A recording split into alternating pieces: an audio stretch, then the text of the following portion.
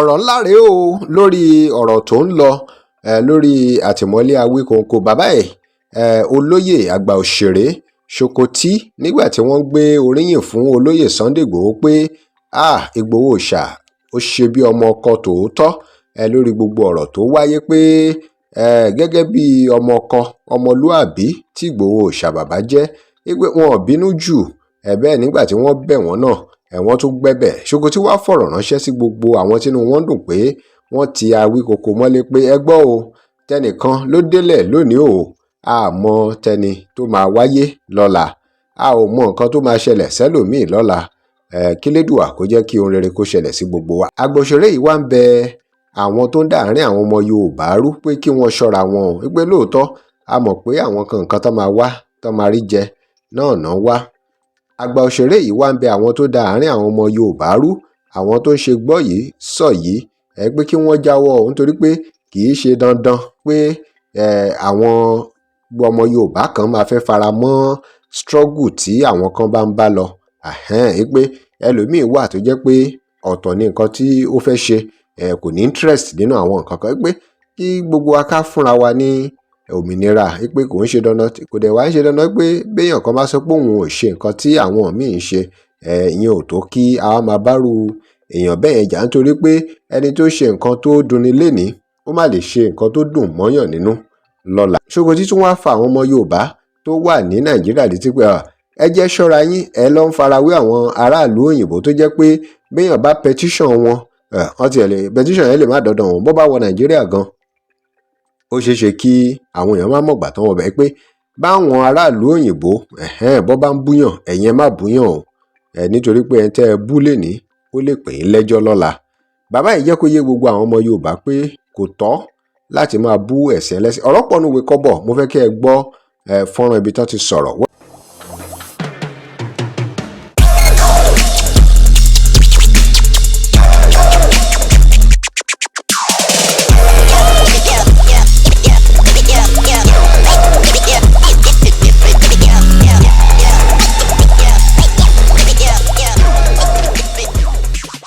Welcome to Digi Naija. Remember to like, share and follow us. Olóyè Shokoti ní pé kò sóhun tó ní kí Yorùbá nation máa wáyé pé bá ti tẹ̀síwájú tá a bá ṣe sùúrù pé díẹ̀díẹ̀ pé kódà bàbá gba regional system pé ó di dandan kí Yorùbá nation wáyé.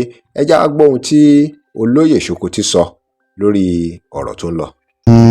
Èèyàn mi ẹ dákun mo bẹ̀ yín àní fojú sunkún ara wa àní fara gbààwẹ̀ jẹ́ káwa ọmọ Yorùbá ṣe wa. Mi sọ pé tí ìjọba yìí tó wà lóde yìí bá sọ nǹkan tí ò dáa mi ní ká mọ̀ sọ mi ní freedom of speech wà although freedom after speech ìyẹn ò sí lọ́wọ́ ẹnì kankan ọwọ́ ẹni tí èèyàn bá ṣẹ̀ ló wà.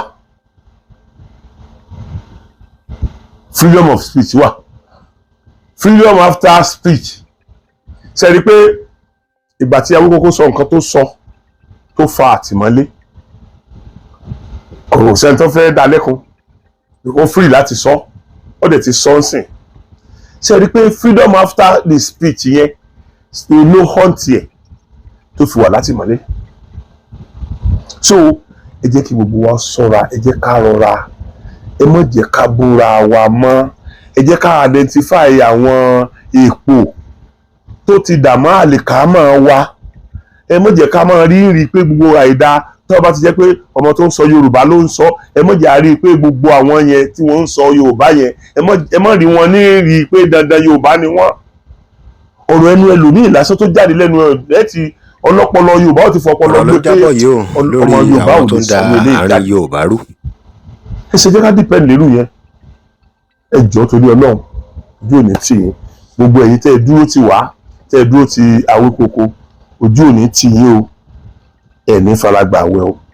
So wá rí ìwọ tó jẹ́ pé ìgbà tí ìyà bá ń jẹ ẹnìkan inú rẹ̀ máa ń dùn ìwọ náà máa ṣe o èmi ò ní ẹnìkankan tí máa bú ṣùgbọ́n tí òjò bá ń pa iyọ̀ tó òrí bá ń dunnú ṣẹ̀mí pé tójò bá ti dá pẹ́rẹ́ báyìí oòrùn ní ọ̀yọ́ oòrùn sì ní kì í ṣe ọ̀rẹ́ òòrí òòrùn ó padà yọ òrí yẹn náà ni.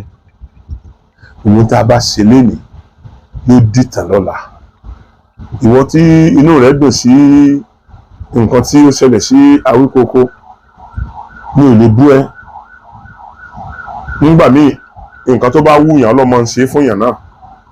Ẹ̀sẹ̀ ọlọ́run bá rí pé nǹkan yìí mọ̀ dùn, ó mọ̀ dùn. Ẹ wo ọdún tá a ti ń pariwo lórí ọ̀rọ̀ ikú Mohbad. Ọlọ́run gangan rí pé ó dùn wá. Ọlọ́run gangan rí pé ó dùn àwọn ọmọ gbogbo ẹ̀ tó wà lágbàáyé. Ọlọ́run rí pé ó dùn gbogbo ẹ̀ tó wà lágbàáyé. So Ọlọ́run kò ní fi irú ẹ̀ kan gbogbo àwọn tó ń dùn yẹn. Ọlọ́run á ti rí pé kíní yìí àwọn èèyàn ò nífẹ̀ẹ́. Ẹnu ara ẹni la fi kọ mí jẹ. Tí èèyàn bá ṣubú lónìí, ó tún lè fọ̀la dìde o. Ṣíṣubú kọ́ lòpin ìrètí o. Wọ́n ti lágbájá mọ́lé kọ́ lòpin ayé o. Wọ́n ti lágbájá mọ́lé kọ́ ló ní kọ́ mọ́ sóríire mọ́ o. Gbogbo àwọn tí wọ́n ń rúlù wa lónìí láwọn olóṣèlú àti ẹni tí kì í ṣe olóṣèlú tí wọ́n ní owó burú, àwọn Dangote yẹn náà ni wọ́n ti sọ àtìmọ́lé rí o. Ó lè jẹ́ lórí one thing or the other. Àtìmọ́lé kì í sọ̀rọ̀ ẹ̀wọ̀n. Ẹlòmíì gan ti lo ẹ̀wọ̀n àìmọ̀dí. Onígbòho ilẹ̀ ọgbà tí mo sì ń lọ náà, mo sì ń ṣe náà lè ṣe o.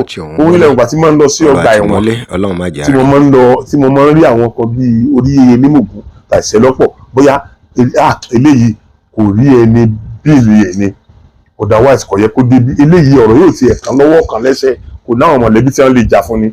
Irú àwọn yẹn títí dì sí mo sì ń ṣe tágbára mi bá ká.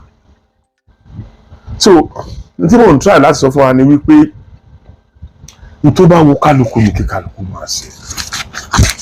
N tó bá wù mí lèmi lè ṣe. Ẹ má fọ́ọ̀sì mi láti ṣe n tó bá wà nínú ẹ̀yin. Èmi náà ò ní fọ́ọ̀sì tiyín láti ṣe nǹkan tó bá wà nínú mi. Tí mi bá fẹ́ kẹ́ ẹ tẹ̀lé mi lórí nǹkan tí mo bá ń ṣe, mo lè máa fi àwọn kókó tó wà nínú nǹkan yẹn. Mo lè máa sọ ohun tó lè ṣẹlẹ̀ lọ́jọ́ iwájú nǹkan yẹn fúnra wa. Ṣùgbọ́n mi ní sọ pé dandan kó o tẹ̀lé mi, tàbí mi wà ní ìtìtorí pé o tẹ̀lé mi kí n máa bú ẹ. Mi ò ẹ́fà fìgbà kankan jáde kí n bú ẹni tí ò tẹ̀lé Aṣíwájú Bọ́lá Ahmed Tinubu rí. Nítorí pé mo mọ̀ pé n tó wù èmi lèmi ṣe ẹ̀wù ni. Tó bá jẹ́ ẹ̀wù ni tí mi ò gbà pé ẹnìkan lè gbà lọ́wọ́ mi pé mi ò gbọ́dọ̀ tẹ̀lé. Bẹ́ẹ̀ náà ló yẹ kí n rò pé ẹ̀wù ni tó bá wù ẹlòmíì náà, èmi náà lágbára láti gbà lọ́wọ́ ẹ̀ náà. Ṣùgbọ́n tá a bá jọ fi orí ìkòkò sọ́dún, tá a bá explain fúnra wa, ó ṣeé ṣe kí explanation yẹn ó jẹra wa, kí ìmọ̀ wa dẹ̀ padà ṣọ̀kan. Kí lè ròyìn lórí gbogbo ìtàn sọ lórí ọ̀rọ̀ Yorùbá Nation àti gbogbo ohun tó ṣẹlẹ̀ lórí ọ̀rọ̀ olóyè Sunday Igboho Òòṣà àti Awíkoko? Drop comment here. Remember to like, share and follow us. Thanks for watching.